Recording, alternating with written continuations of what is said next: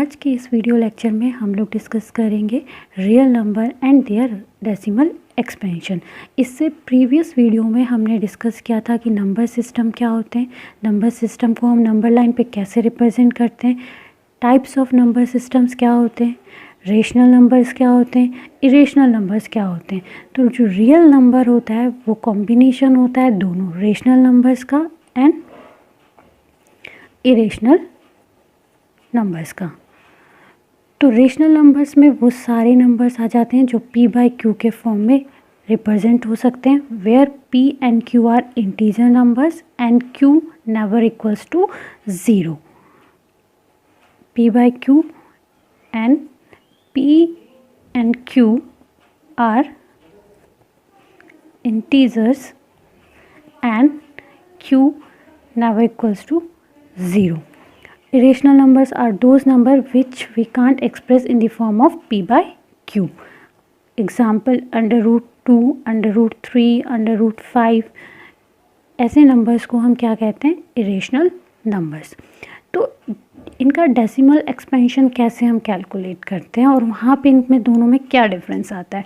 तो अगर हम कोई रेशनल नंबर का एग्जांपल लेते हैं और उसका डेसिमल एक्सप्रेशन निकालते हैं, तो पहला एग्जांपल हम रेशनल नंबर का ले लेते हैं 7/8। तो इसको हम डिवीजन मेथड से कैलकुलेट कर लेते हैं, डेसिमल देन 0 तो 8 8 64 6 then 0 7 56 time then 4 then 0 40 then 8 5 40।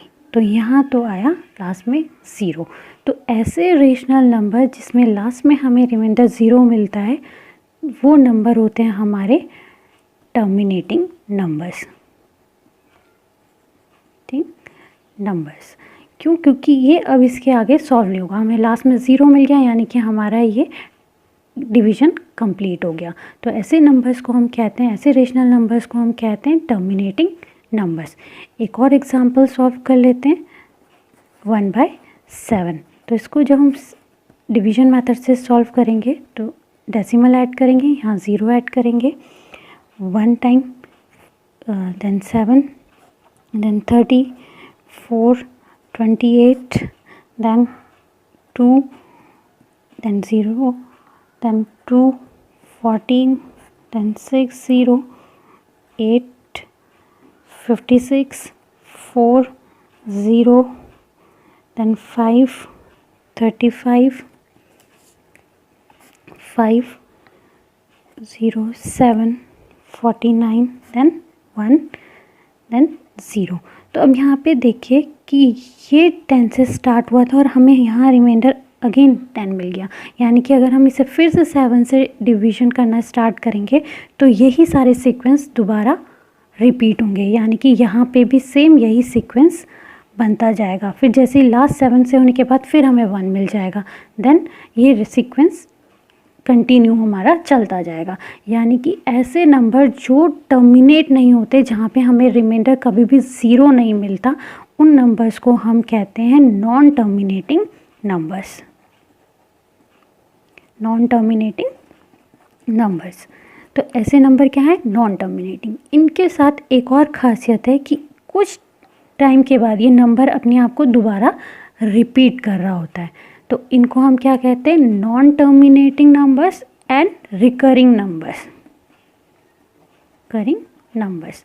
तो रेशनल नंबर्स के डेसिमल एक्सपेंशन में हमारे पास दो प्रॉपर्टी आती है, या तो ये क्या होंगे? टर्मिनेटिंग नंबर्स होंगे या फिर non terminating and recurring numbers होंगे। एग्जाम्पल यहाँ पे डिस्कस कर लेते हैं। Express 3.142678 is a rational number और in a form of p by q. इसको हम p बाई क्यू की फॉर्म में अरेंज करते हैं। तो कैसे करेंगे? पहले तो हम इसी नंबर को नोट कर लेंगे। तो इसे p बाई क्यू की फॉर्म में चेंज करने के लिए हम क्या करेंगे? नंबर को p बाई क्यू के फॉर्म में चेंज करने के लिए इस नंबर को हम p बनाएंगे।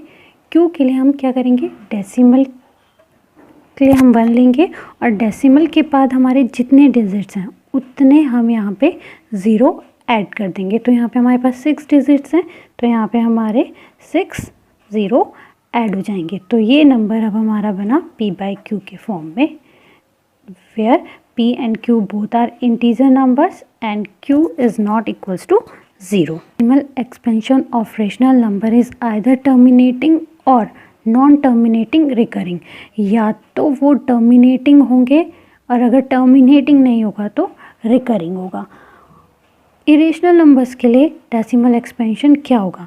हमारे इरेशनल नंबर्स होते हैं उनका जो डेसिमल एक्सपेंशन होता है वो ना तो टर्मिनेटिंग होता है और ना ही रिकरिंग होता है। तो इसकी सिंपल डेफिनेशन क्या होगी? Decimal expansion of irrational number is non terminating non recurring. Example √2, तो इसका जो एक्सपेंशन होता है वो होता है 1.4121356237309504, ये कंटिन्यू चलता चला जाता है। तो ये क्या है, ना तो टर्मिनेट हो रहा है और ना ही अपने आप को रिपीट कर रहा है। डिस्कस करते हैं calculate decimal expansion of 2/7, 3/7, 4/7, 5/7 and 6/7। अब अगर हम इन्हें डिवीजन मेथड से सॉल्व करने लग जाएंगे तो ये बहुत लेंथी क्वेश्चन हो जाएगा। इसमें एक चीज़ गौर करने वाली बात है, इन सारी डिजिट्स में इन सब का डिनोमिनेटर सेम है। अगर इनको हम ब्रेक करते हैं तो 2/7 को हम इस तरीके से भी लिख सकते हैं 1/7, ठीक है। 3/7 को अगर हम ब्रेक करें तो 3 × 1/7 भी लिख सकते हैं। 4/7 को भी ब्रेक करें तो 4 × 1/7, ऐसी 5 और 6 का भी हो सकता है।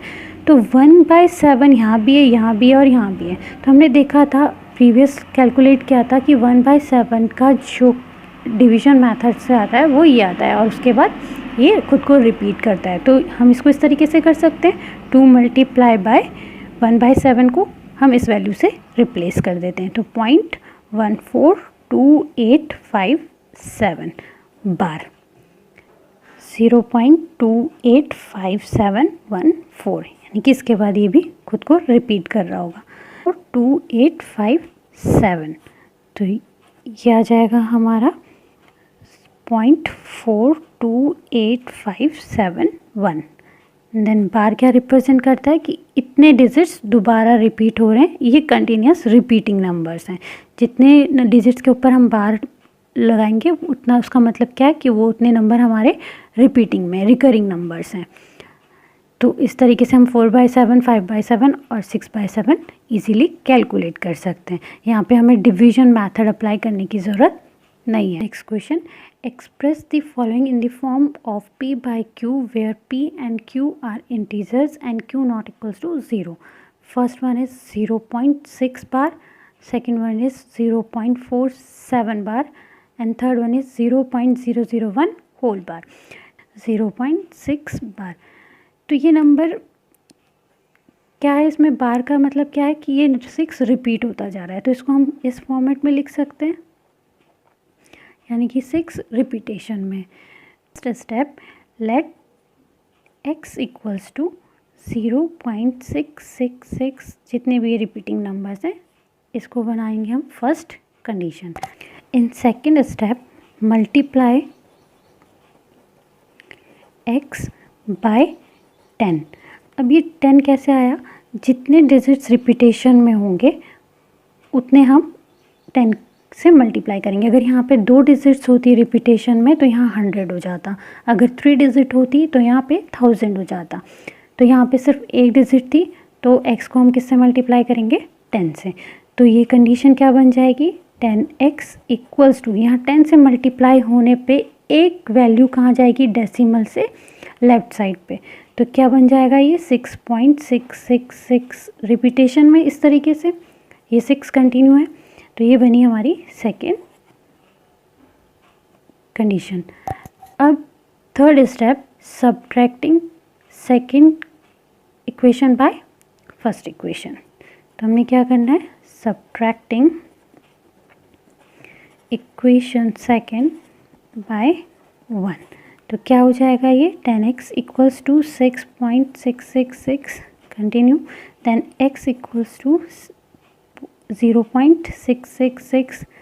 तो सब्ट्रैक्शन करने पे पॉइंट डेसिमल के बाद की जितनी वैल्यू है वो सारी कैंसिल हो जाएंगी। यहाँ क्या बचा 6 और यहाँ पे कितना रह गया 9x। तो x की वैल्यू कितनी आ गई 6/9। इसको हम और सॉल्व कर लेते हैं तो ये बनेगा 2/3। तो ये 0.6 बार हमारा p/q की फॉर्म में क्या आएगा 2/3। नेक्स्ट क्वेश्चन सॉल्व कर लेते हैं। 0.47 बार, तो इसका मतलब क्या है, ये क्या है नंबर कैसा होगा 0.4 बार सिर्फ 7 के ऊपर है, यानी कि सिर्फ 7 क्या है रिपीटिंग नंबर है, रिकरिंग नंबर है। तो ये नंबर कुछ इस टाइप का होगा। इसको हम क्या करेंगे, let x equals to this number 0.4777। Again x multiply by 10, क्योंकि रिपीटिंग डिजिट कितनी है सिर्फ एक डिजिट है, तो मल्टीप्लाई x बाय 10। तो इक्वेशन हमारी क्या हो जाएगी 10x इक्वल्स टू 4.777 रिपीट। ठीक ना। Third step, subtracting equation second bye 1।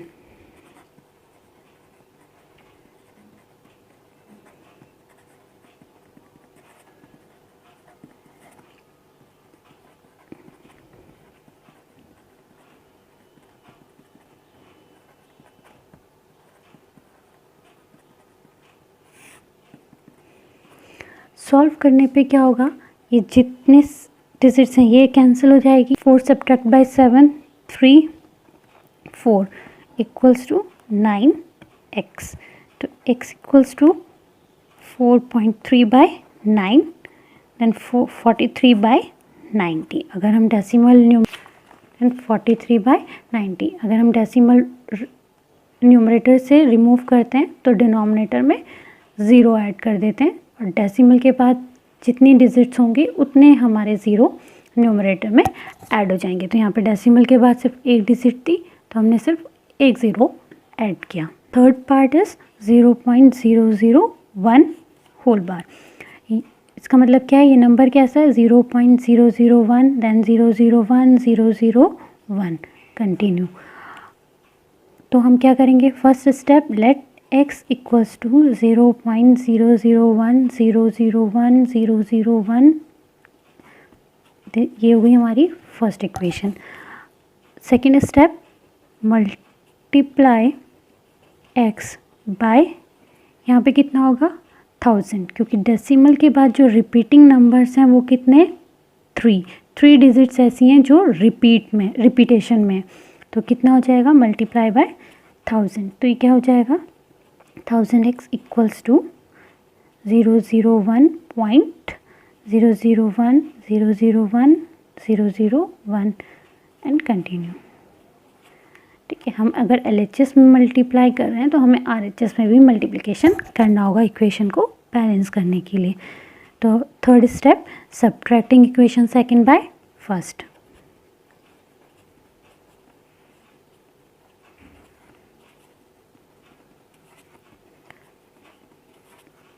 तो कितना होगा 1000x equals to 001.001 continue then x equals to 0.001 continue. ये कितना आएगा 999x, और यहाँ कितना होगा, सिर्फ ये सब कैंसिल होके सिर्फ डेसिमल से पहले क्या वैल्यू है 1, तो यहाँ पे कितना होगा 1। तो क्या वैल्यू हुई x equals to 1/999। Decimal expansion rational numbers के, और उन्हें हमने किस फॉर्मेट में चेंज किया p/q के फॉर्म में चेंज किया। तो ये प्रोसीजर हम फॉलो करते हैं जब भी हमें किसी भी डेसिमल एक्सपेंशन नंबर्स को रेशनल नंबर में p/q की फॉर्म में चेंज करना होता है। Question express 0.999 repeating in the form of p/q। इस क्वेश्चन को हमने किस फॉर्मेट में चेंज करना है p/q की फॉर्म में। अब यहाँ पे डेसिमल के बाद क्या है 9 है जो रिपीटिंग फॉर्म में, इसको हम किस तरीके से लिखते हैं 0.9 बार इस तरीके से लिख सकते हैं, क्योंकि सिर्फ एक डिजिट है जो रिपीट हो रही है। तो हमारे इक्वेशन क्या बनेगी, first equation x equals to 0.99, this is first equation. Second step, multiply x by 10, क्योंकि सिर्फ एक डिजिट है जो रिपीटेशन में, x बाय 10। तो हमारी इक्वेशन क्या बन जाएगी, 10x equals to 9.999, repeating second equation, ठीक। Then third step is subtracting equation second by equation first.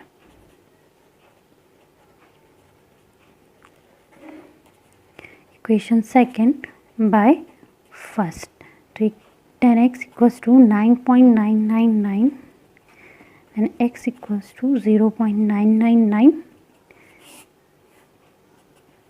9, और यहाँ पे कितना होगा, 10 में से 1 सब्ट्रैक्ट होके 9x, तो ये क्या बना, x इक्वल्स टू 9/9, ये क्या बना 1। तो इसका p बाई q की फॉर्मेट में क्या है 1, इसको हम इस तरीके से भी लिख सकते हैं या फिर ऐसे लिख लें। Now the next question is, look at the several examples of rational number in the form of p by q where q not equals to 0 and p and q are integer with no common factor other than 1 and having terminating decimal representation or expansion, and can you discuss what property q must satisfy। तो इस question का मतलब ये है कि हमें पहले तो कुछ ऐसे एग्जांपल्स बताने हैं जिन्हें हम रेशनल फॉर्म में रिप्रेजेंट कर सकें, p बाई q की फॉर्म में रिप्रेजेंट कर सकें, और p एंड q के बीच में सिर्फ एक कॉमन फैक्टर होना चाहिए, वो होना चाहिए 1, यानी कि p एंड q क्या होने चाहिए, को प्राइम नंबर्स होने चाहिए, एंड जो उनका डेसिमल एक्सपेंशन आएगा वो क्या आएगा, टर्मिनेटिंग होना चाहिए। ऐसा ना हो कि नॉन टर्मिनेटिंग या रिकरिंग आ जाए, वो क्या होना चाहिए, टर्मिनेटिंग होना चाहिए। और साथ में हमें क्या बताना है कि जो डिनोमिनेटर होगा यानी कि जो q है वो कोई स्पेशल प्रॉपर्टी को सेटिस्फाई करता है। तो इसके जो एग्जांपल्स आते हैं वो है एक 4/5, इसका जो डेसिमल एक्सपेंशन है वो है, इसका डेसिमल एक्सपेंशन है 0.8। नेक्स्ट 6/25, इसका डेसिमल एक्सपेंशन होगा 0.24। नेक्स्ट 3/2, इसका एक डेसिमल एक्सपेंशन है 1.5। नेक्स्ट 5/4, इसका डेसिमल एक्सपेंशन है 1.25। नेक्स्ट 1/10, इसका डेसिमल एक्सपेंशन है 0.1। नेक्स्ट 1/2, इसका डेसिमल एक्सपेंशन है 0.5। तो ये एग्जांपल्स में देख लेते हैं पहले हम कि इन दोनों के बीच में देखिए सिर्फ एक कॉमन फैक्टर है, वो है 1। इसमें भी एक ही कॉमन फैक्टर है 1, इनमें भी एक ही कॉमन फैक्टर है, इनमें भी 1 कॉमन फैक्टर है, यहाँ पे भी 1 कॉमन फैक्टर है, और यहाँ पे भी p एंड q में एक ही कॉमन फैक्टर है, वो है 1। तो पहली कंडीशन तो ये वाली हमारी सेटिस्फाई होती है कि कोई दूसरा फैक्टर नहीं होना चाहिए 1 के अलावा। दूसरा, ये सब क्या है, टर्मिनेटिंग नंबर, इनका जो डेसिमल एक्सपेंशन है वो क्या है, टर्मिनेटिंग है। अब तीसरे चीज़ इन्होंने पूछी है कि can you discuss what property q must satisfy. यहाँ पे q की क्या स्पेशल प्रॉपर्टी आ रही है, तो देखिए यहाँ पे आया है ये डिनोमिनेटर 5, यहाँ पे ये क्या है 6/5 इंटू 5, 25 को हम इस तरीके से लिख सकते हैं।